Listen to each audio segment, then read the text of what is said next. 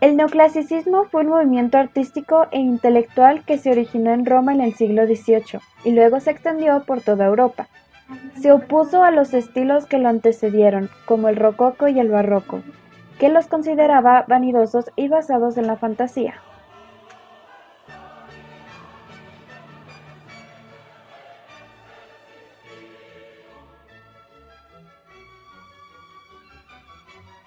El neoclasicismo quiso reflejar la realidad política y social de una época caracterizada por los enfrentamientos violentos entre clases, como la Revolución Francesa de 1789.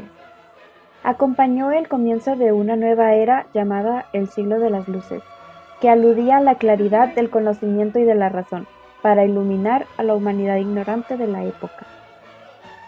Las obras neoclásicas eran serias, con moderado énfasis en las emociones y creadas desde la simplicidad de la técnica, mediante representaciones precisas tanto en el detalle de los rostros como de los escenarios, y actitudes verosímiles.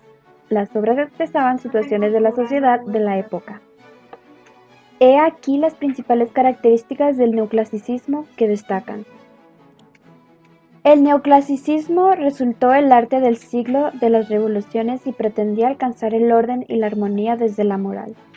Rompió con el aborrotado estilo barroco, en búsqueda de uno más racional y fiel a la realidad. Transformó a la sociedad a través del arte, con nuevos enfoques ilustrados basados en la ciencia y el conocimiento. Involucró a las artes decorativas y visuales, la literatura, el teatro, la música y la arquitectura. La arquitectura. La arquitectura neoclásica se caracterizó por la grandeza en su escala y el uso de columnas. Las edificaciones neoclásicas resultaron imponentes y simplistas a la vez. Las artes decorativas. Las obras neoclasistas presentaban líneas limpias y perfectas, que evitaban evidenciar el trazo del pincel. La pintura neoclasista buscó diferenciarse de los estilos que la antecedieron, como el rococó, que se caracterizó por la opulencia, elegancia y el uso de colores intensos, y el barroco, que resultaba ostentoso, tenebroso y oscuro.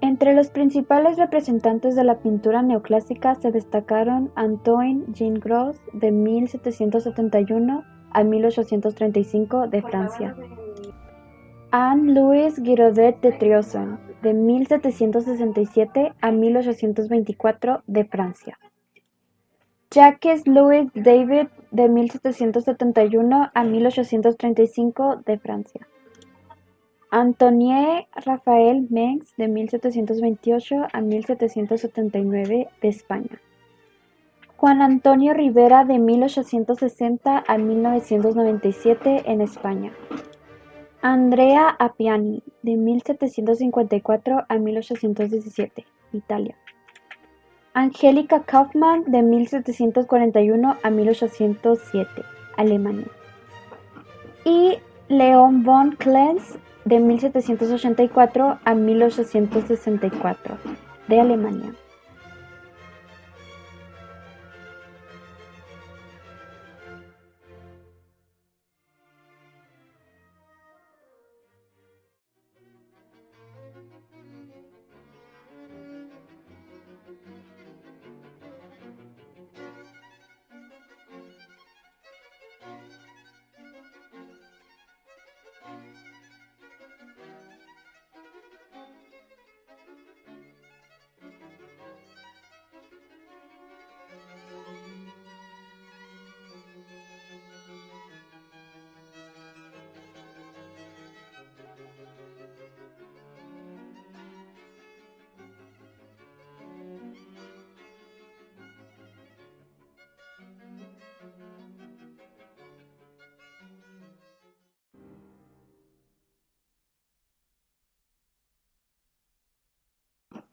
Literatura neoclasicista.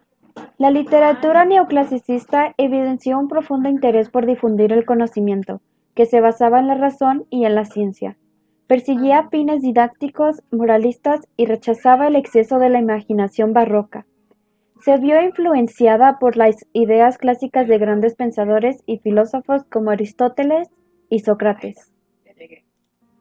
Entre los principales representantes de la literatura se destacaron Alexander Pope de 1688 a 1744 en Inglaterra. Fue un poeta inglés, uno de los más reconocidos del siglo XVIII. El éxito comercial de sus traducciones lo convirtió en el primer poeta inglés en poder vivir únicamente de las utilidades generadas por sus obras. Su obra El rizo robado es un poema narrativo que satiriza una pequeña disputa comparándola con el épico mundo de los dioses. Samuel Johnson de 1709 a 1784 de Inglaterra.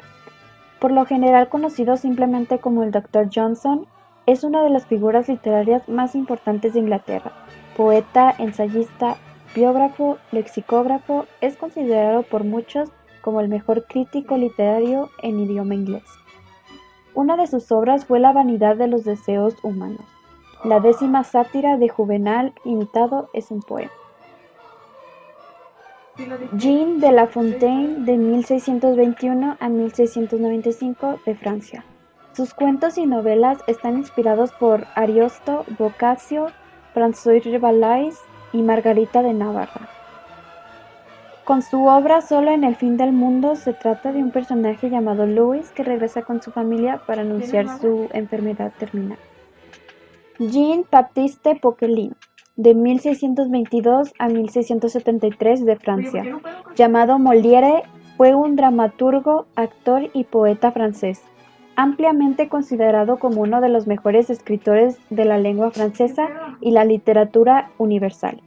Sus trabajos existentes incluyen comedias, farsas, tragicomedias, comédie-ballets y más. Una de sus obras fue El enfermo imaginario. El enfermo imaginario es la última comedia escrita por el dramaturgo francés Molière. Es una comedia-ballet en 3 actos, escrita en verso. Pierre Corneille, 1606 a 1684 de Francia. Fue un dramaturgo francés considerado uno de los mejores del siglo XVII francés, junto con Molière y Racine. La riqueza y diversidad de su obra refleja los valores y los grandes interrogantes de su época. Como Médiès. Médiès es una tragedia dramática en 5 actos escritos en verso alejandrino. Jean Racine, de 1639 a 1699, de Francia. Fue un dramaturgo francés del neoclasicismo, padre del poeta Louis Racine. Es considerado uno de los 3 grandes dramaturgos del siglo XVII francés, junto con Corneille y Molière, con su obra Berenice, que es una tragedia, representada en 1670 de los 5 actos de Berenice.